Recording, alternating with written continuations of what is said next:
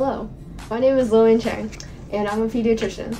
So my personal purpose statement is to live a regretless life by volunteering, spreading positivity, and doing one good deed at least every day. This connects to me as a person because I found out from volunteering since a freshman at high school, I really like the presence of little kids. Whenever I help them do something that they couldn't do, like putting straw into a juice box, or helping them color, choosing what colors, doing what makes them happy, really makes me happy because they're so tiny and I just want to hug them, Baymax over here. So anyway, this also connects to me academically because I like to think of myself as a hardworking student, and I'd say that's what my peers say about me too. And whenever I encounter an obstacle, I always try to go to tutoring or figure out alternative ways to get myself to understand it, because I really care about my academics now, because as I keep getting better, it helps me realize what I want to do in life, especially since I want to be in the medical field. And that's how I got to be a pediatrician, by confirming how I feel about being in the medical field, because it's always been on and off, and now I know, because being with children is what makes me happy, and I hope I can help them from a medical standpoint. It's basically a book produced by two people about the different strengths found in people, because they found out that from teaching students a certain way, they're like, oh, go through school, do this, do that, certain different steps, you have to study, you have to make time for a volunteer, or you have to make time for doing a job. They think doing all these things will lead you up to success, but apparently that's not true for every individual, because you can see from different statistics that not all college students graduate the first time they're in college. So why is that? So Strengths Quest answers that question. For me, my top strengths are harmony, deliberative, and consistency. Harmony is basically talking to people in general, but being able to agree and compromise. So say I don't agree with you on something, then I'll try to figure out your perspective and listen in on it and try to see can I match and understand what you're saying. If I can, I'll obviously just tweak my opinion a little bit and try to get down to your level.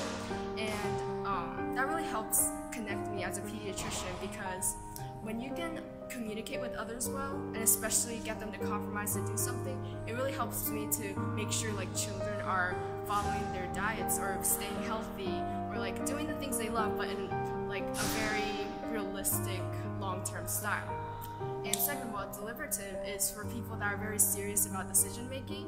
And based on my experience in high school, decision making is very important, because as academic goes, you have to prioritize. If you don't prioritize, you get to do procrastination, which is really bad, because your girl has been through it all. Okay, anyway, but I've been through it. And basically, deliberative is very helpful being a pediatrician, because if you don't make the right decision in a life and death situation with a child, it's very devastating to see yourself make a bad decision when you're oh, I could have done this. So you have to make sure you know how to make a decision, because it could be life-threatening. But most of the time, we just deal with common colds or diagnosis and just an annual checkup.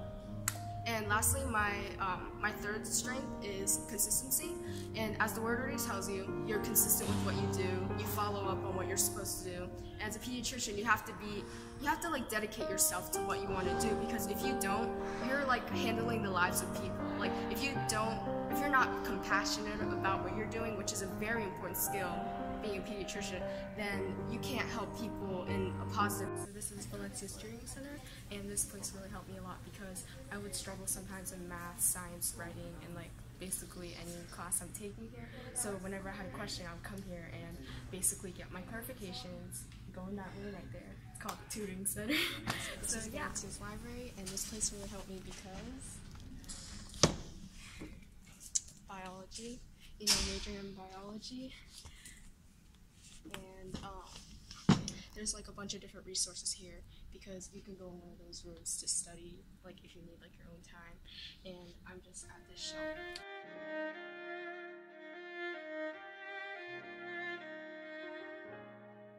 I started my academic pathway by finishing my AA degree at Valencia first, and then after that I transferred to UCF to get my undergrad in biology.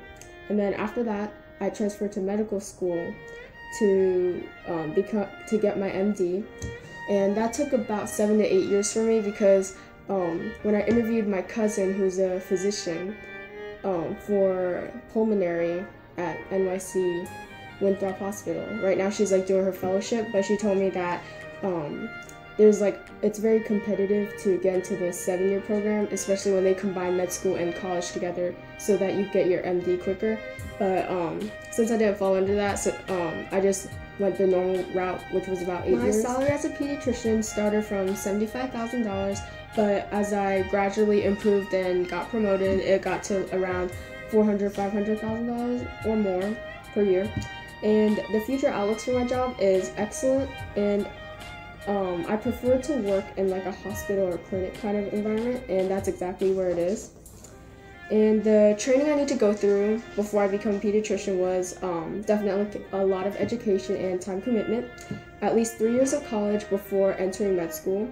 And the med school is normally 4 years long, and there's a lot of fierce competition. So that's why when I took my MCAT, I had to study my butt off. Like, I just kept going, had to like keep a time schedule obviously, but I had to, I couldn't really take a break almost, but you just gotta keep remembering because sometimes it slips.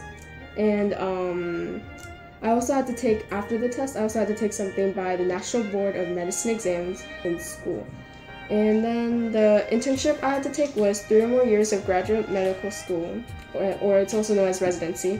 And I must be licensed as a pediatrician, or else I can't really practice what I do, at an accredited medical or osteopathic school to get the license. Taking the career planner on myatlas.com, I found out that my top 3 values are working conditions, relationships, and support. So this ties in with my personal purpose statement because working conditions are very important to me because I'm like the indoors kind of person. If I could choose between working outside or inside, I would like to work inside. And my relationship with others is like I would like to interact or collaborate with other people because I typically do enjoy working by myself, but when I do want to like ask some questions or like figure out something that I'm not sure about myself, I would like to have someone to like talk to. And then for support, it's like I have to really enjoy the background of what I work for.